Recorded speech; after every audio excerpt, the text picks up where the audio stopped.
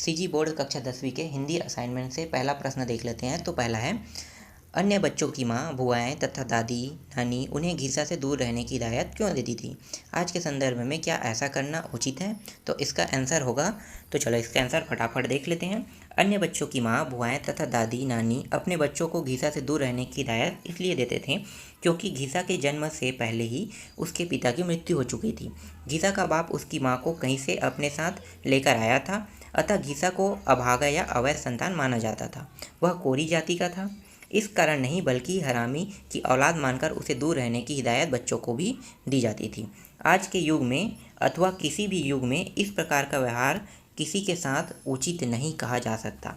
समाज का काम घृणा, ईर्ष्या से दूर हटकर दुखी, पीड़ित तथा निर्धन लोगों का भावात्मक, धनात्मक आदि सहयोग करना चाहिए।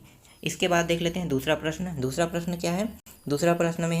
दूसरा में अ है ना, तो अ में माटी वाली का कंटर किस प्रकार का था?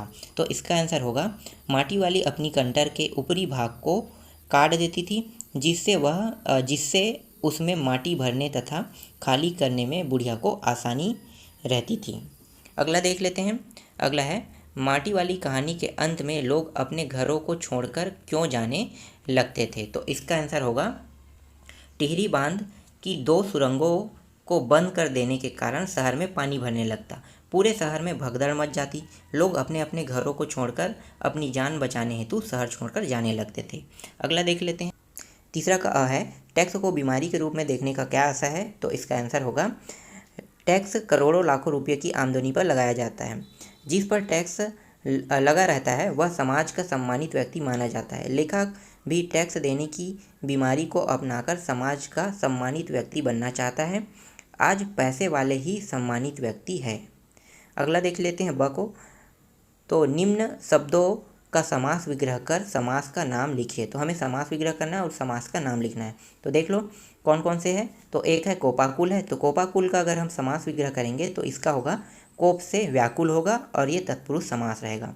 इसके बाद देख लेते हैं गुण प्रश्न। तो गुण प्रश्न का अगर हम समास विग्रह करेंगे तो गुण है प्रश्न जिसके, तो इसका ये होगा अवयवी भाव समास होगा। चलो नेक्स्ट प्रश्न देखते हैं। तो चौथा का अ है, जब जनता की भव क्रोध में तन जाती है तो क्या क्या होता है? तो इसका आंसर होगा, जब जनता की भव क्रोध में तन जाती है तो परिवर्तन की आंधी चलने लगती है, धरती हिल जाती है और तूफान उठने लगते हैं।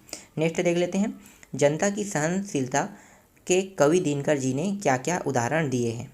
तो इसका आंसर होगा, जनता की सहनशीलता के उदाहरण देते हुए कवि कहते हैं कि वह मिट्टी की तरह अबोध है, चाहे जितनी भी पीड़ा सहनी पड़े वह मुंह नहीं खोलेगी, सब कुछ चुपचाप सहन कर लेगी।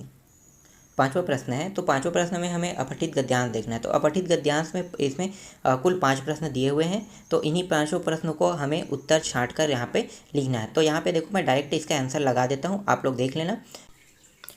यहाँ पे नंबर नहीं लिखा है लेकिन ये सभी के सभी 5 के आंसर है। तो देख सकते हो पहला प्रश्न, दूसरा प्रश्न का आंसर ये रहेगा। ठीक है, हर एक पैराग्राफ में इसका आंसर लिखा हुआ है। तो आपको इन्हीं सभी आंसरों को लिखना है।